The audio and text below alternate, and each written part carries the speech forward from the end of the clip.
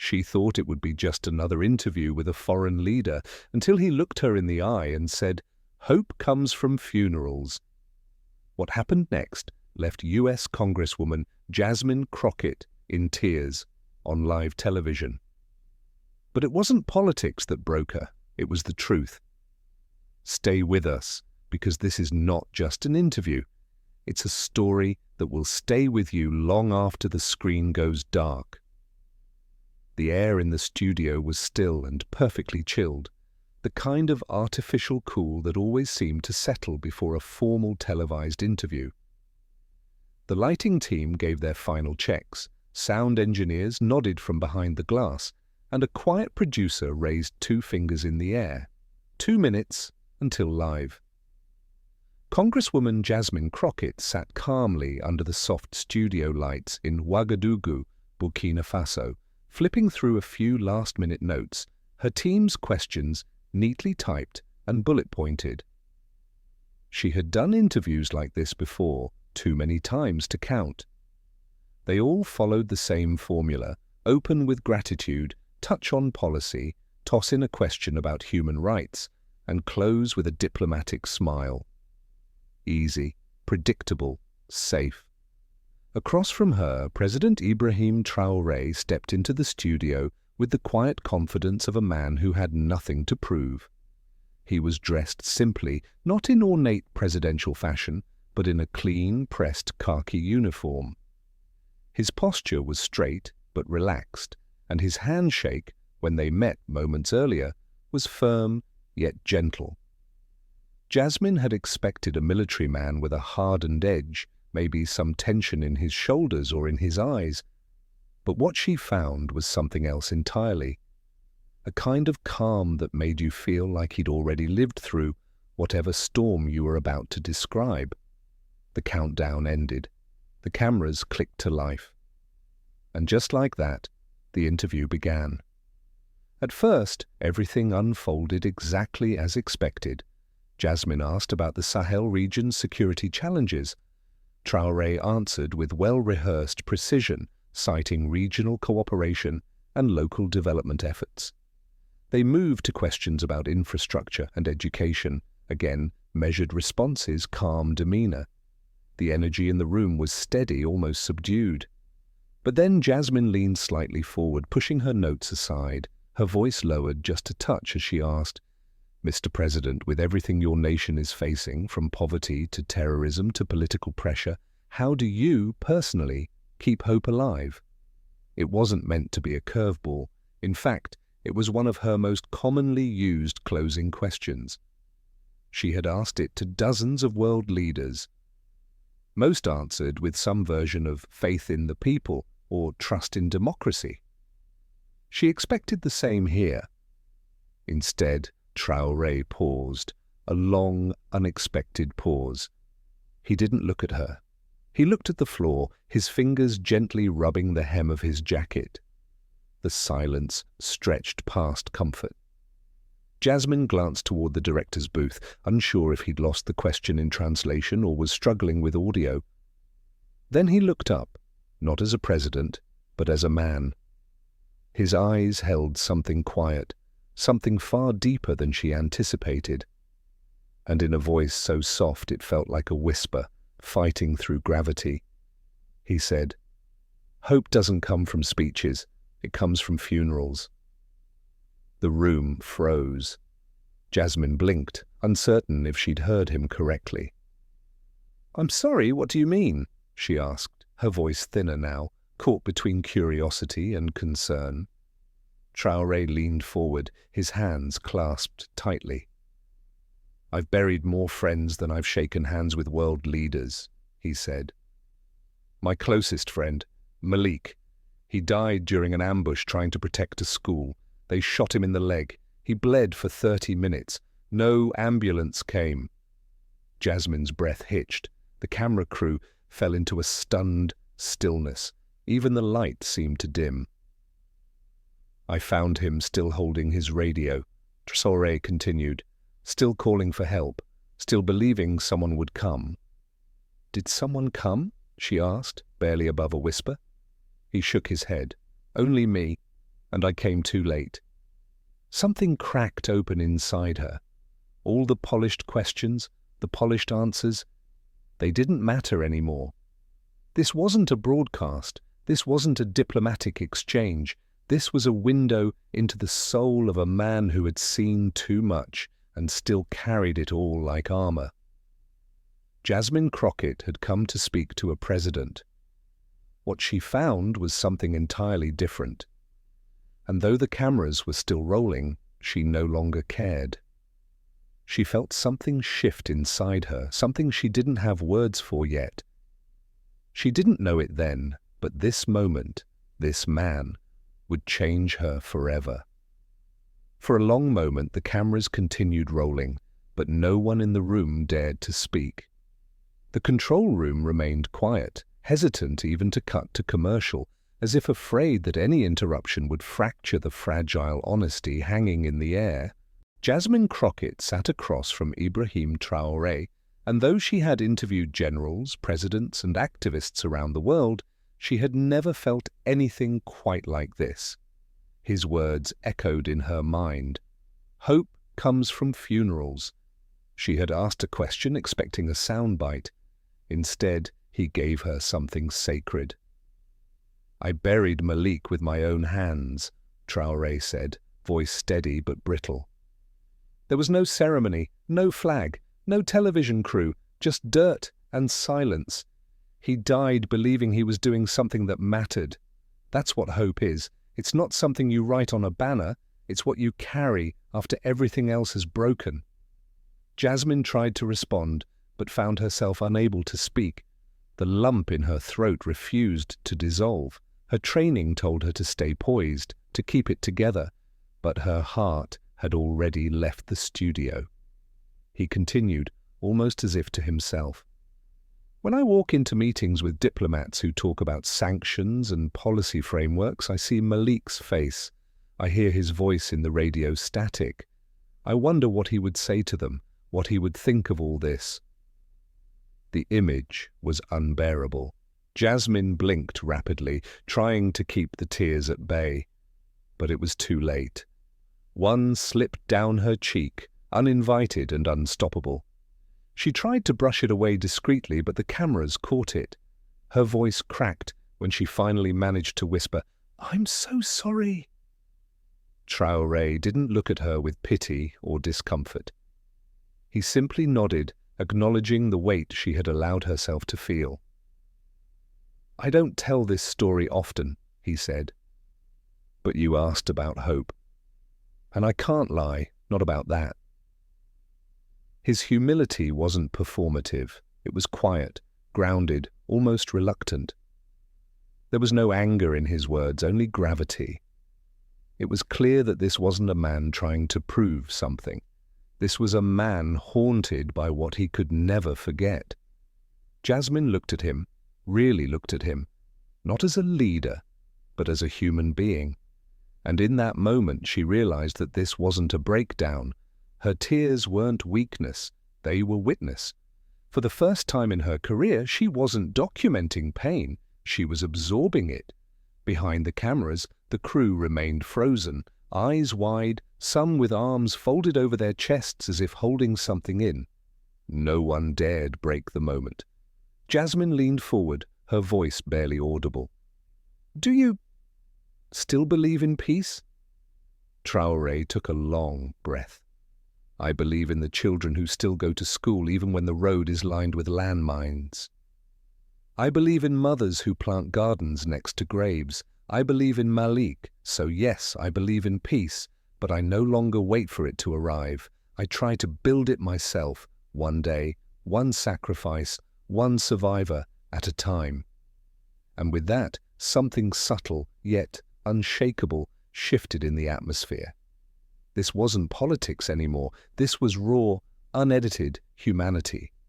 Jasmine felt her chest tighten, not out of sadness alone, but because something inside her was waking up. Something that had been dulled by years of policy debates and bureaucratic routines. This wasn't just an interview, it was a reckoning. A communion between two people, one carrying pain, the other finally ready to feel it. And the world was watching. The interview had drifted far from its original course. What began with structured questions and diplomatic talking points now moved on currents that neither Jasmine nor Ibrahim Traoré could have predicted. It was no longer about what they wanted to say, it was about what needed to be said. Jasmine no longer touched her notes. They sat untouched on the table like relics from a conversation that no longer existed. When the next question came, it wasn't written down, it wasn't polished. It came from a place inside Jasmine that had been unlocked by what she had already heard. "Is there someone you carry with you?" she asked quietly. "Someone you still think about when the noise fades?" Traoré didn't answer right away. Instead, he reached into his pocket and pulled out something small, wrapped in a piece of folded cloth. Carefully, as though unveiling a sacred artifact, he opened it to reveal a faded photograph, creased at the corners, worn from years of being handled. It showed 3 children.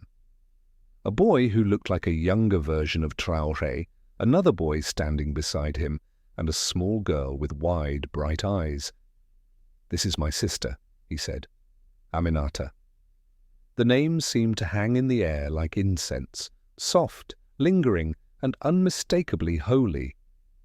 "She died when she was 11, he continued, his thumb brushing over her face in the photo. "She had malaria. We couldn't afford medicine.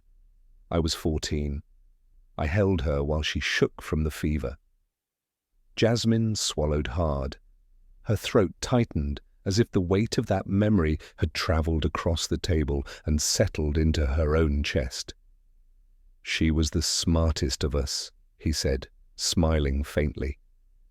"She wanted to be a teacher. She loved books more than food. I once found her copying pages by hand because we couldn't afford to buy the textbook she needed." "What happened?" Jasmine asked, already knowing the answer, but needing to hear it.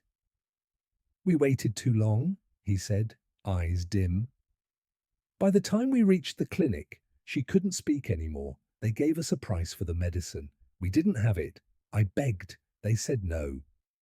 He stopped, looked away, and then said something Jasmine would never forget. "I buried her the next day. And at her grave, I made a promise that no child should die poor. That if I ever had power, I'd fight, so no brother would have to watch his sister die just because they were born in the wrong village." Jasmine felt the tears return, not from sorrow alone, but from the sheer clarity of purpose in his voice. This wasn't just a man who governed. This was a man who carried his people inside his grief. Every decision he made was a response to something that had once broken him. "She never left me," Traoré added. "This photo? I carry it with me everywhere. It's been in my jacket during combat, in my pocket during negotiations, in my hand during nights I couldn't sleep. I don't lead from theory, I lead from a promise." Jasmine looked at the photo, her own tears now falling without resistance. For the first time, she didn't try to compose herself. She let the moment be what it was. Human, real, sacred. "I don't know what to say," she whispered. "You don't have to say anything," he replied, gently. "Some stories are told not to be answered, but to be carried." And in that moment, something profound passed between them, something invisible but heavy. A shared understanding that true leadership is born not from ambition, but from heartbreak that refuses to stay silent. Jasmine Crockett had come to report on a president. But sitting across from Ibrahim Traoré, looking at the photo of the sister who never had a chance to grow up, she realized she was learning about something far rarer. She was witnessing what it meant to lead with grief and transform it into purpose. The cameras stopped rolling, but Jasmine remained seated for a long while, her body still and her mind whirling. The interview was technically over, but nothing about what had just happened felt finished. She wasn't ready to leave, not yet. Not without understanding the rest of what she had just felt. Ibrahim Traoré stood, smoothing the photo of his sister, before carefully wrapping it back in its cloth and slipping it into his jacket. He offered Jasmine a glass of water and a moment of silence, as if sensing that she needed time to find her footing again. And she did. Later that afternoon, they walked through the presidential courtyard, the sun casting long shadows across stone paths and swaying bougainvillea. As they exited through a side gate toward the street, Jasmine's eyes were drawn to a girl standing quietly just beyond the fence. Barefoot, no older than 7, she held a sign made of scrap cardboard, the corners frayed, the lettering shaky but legible. It read, "Can you give my mama a chance?" The words struck Jasmine in a way she couldn't explain. There was no plea for food, no request for money, just a quiet appeal for something deeper. She turned to Traoré, a question already forming on her face. "She comes every Friday," he said, answering before she could ask. "Always with the same sign, always hoping to be seen." Jasmine moved closer, watching as the girl gently pressed her face to the fence. There was no desperation in her eyes, only determination. "Who is she?" Jasmine asked. "Her name is Fadima," he said. Her mother was a seamstress, but business dried up during the conflict. They lost their home last year. I helped them get a room, some food. But what her mother wants isn't help. It's a job. She wants dignity. Without ceremony or attention, Traoré walked over to a guard and handed him a folded slip of paper. Then he crouched down, said something Jasmine couldn't hear, and handed the note to the girl. Fadima's face lit up, not with joy, but something deeper, relief. She hugged Traoré tightly, then darted off down the street, her bare feet kicking up dust, the cardboard sign flapping under her arm like a broken wing made whole. "What did you give her?" Jasmine asked as he returned. "A letter for her mother," he replied. "She'll start working in the laundry at the residence. It's not much, but it's honest work. She'll be able to feed her family."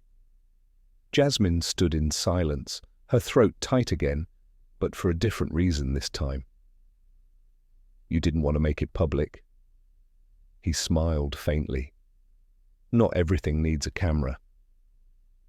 Those 5 words landed like thunder in her chest.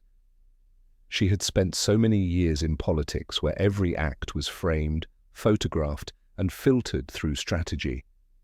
But what she'd witnessed in the past 24 hours defied all that.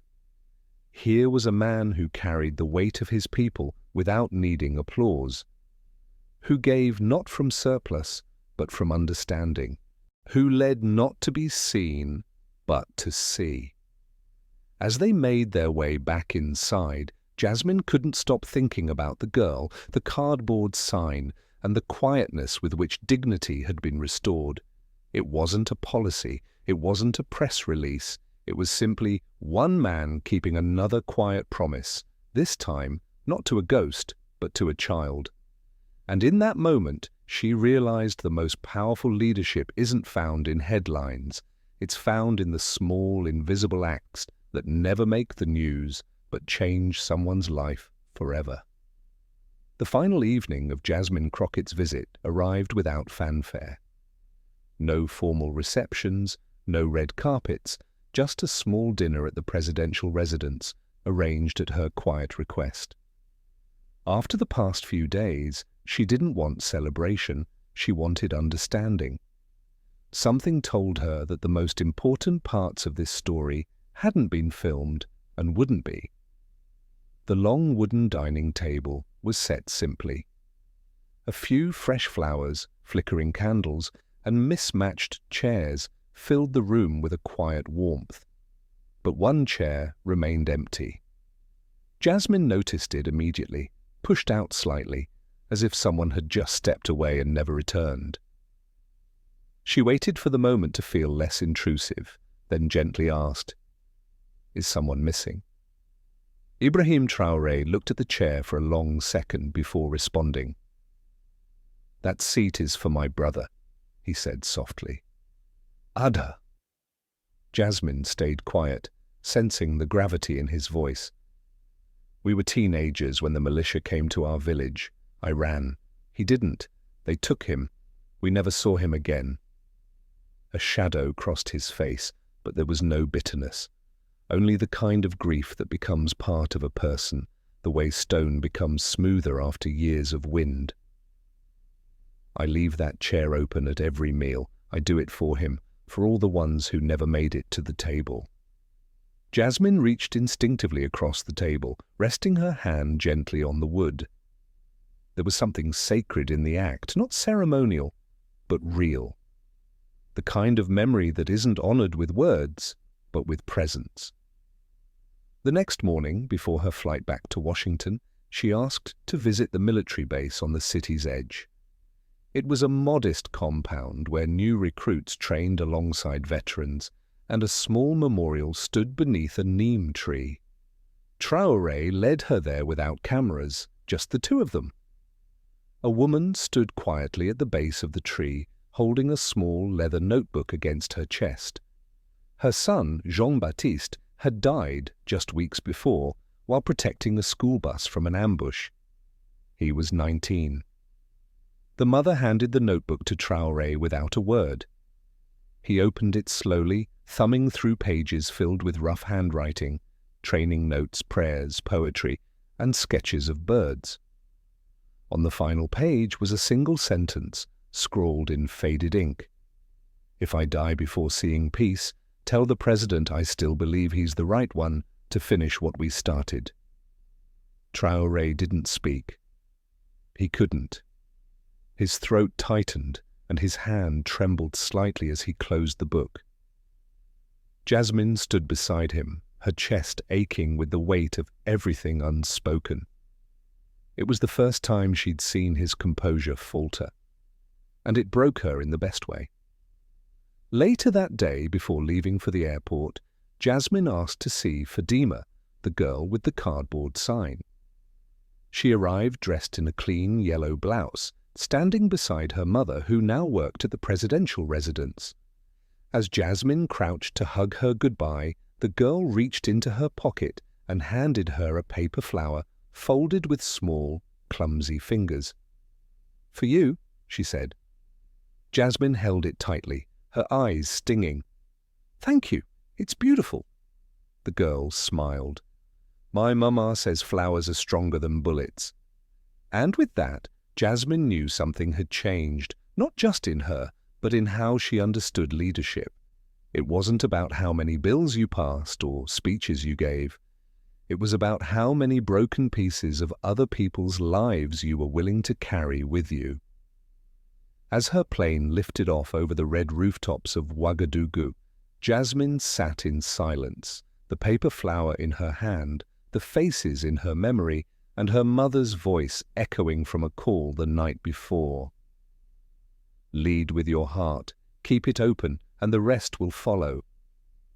And this time she believed it, because now she had seen what it truly meant to carry a nation, not with force or pride, but with grief, with humility, and with love. And she would never forget it. Neither would the world. Jasmine Crockett had flown to Burkina Faso expecting a routine diplomatic interview.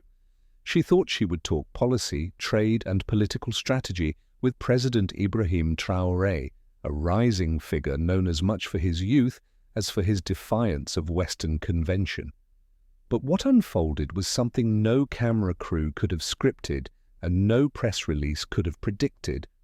What began as a formal Q&A quickly unraveled into a deeply human conversation. It wasn't about politics, it was about pain, about promises, about the quiet weight that true leaders carry when no one's watching. Traoré didn't boast of achievements or parade grand strategies. Instead, he spoke of funerals, of a best friend who bled out alone, of a sister who died from untreated malaria, of a mother who gave him her last bite of food, of a brother who vanished in a raid. He shared not slogans but scars, each one shaping his vision of justice and responsibility. He carried these memories in his jacket pocket, in empty chairs at dinner, in folded letters to barefoot girls holding cardboard signs, and Jasmine, seasoned, composed, never one to be shaken, broke down in front of the world, not from weakness, but from the power of witnessing a man who led not for himself, but for those who never had a chance to sit at the table. She left Ouagadougou with more than footage. She left with clarity. That real leadership doesn't always wear a title. It shows up in late-night decisions, unseen kindness, and promises made to ghosts. It speaks softly, but acts boldly. It carries weight, not because it has to, but because it refuses to let others carry it alone. Life lesson. True leadership is born from service, not status. You don't have to be a president or congresswoman to lead. You lead when you choose compassion over convenience. When you see someone struggling and step in, not because it's your job, but because it's the right thing to do. You lead when you keep a promise no one knows you made. When you give quietly, listen deeply, and act with purpose, even when no one's watching. Ask yourself, who are you leading today? And what pain are you willing to carry, not for credit, but for change? Who left the deeper impact on you in this story? A. Jasmine Crockett, for allowing herself to be transformed by empathy and truth. B. Ibrahim Traoré, for carrying the weight of grief with humility and purpose. Drop your answer in the comments, A or B. We'd love to hear from you. Did this story touch you? Change your perspective on leadership or humanity? Share your reflections in the comments below. Your voice matters. And others may find inspiration in your words. If this story moved you, please take a moment to subscribe to our channel. Your support keeps us going and helps us share more stories that reveal the truth, humanity, and hope behind the headlines. Thank you for being here. Keep listening, keep feeling, and keep leading with your heart.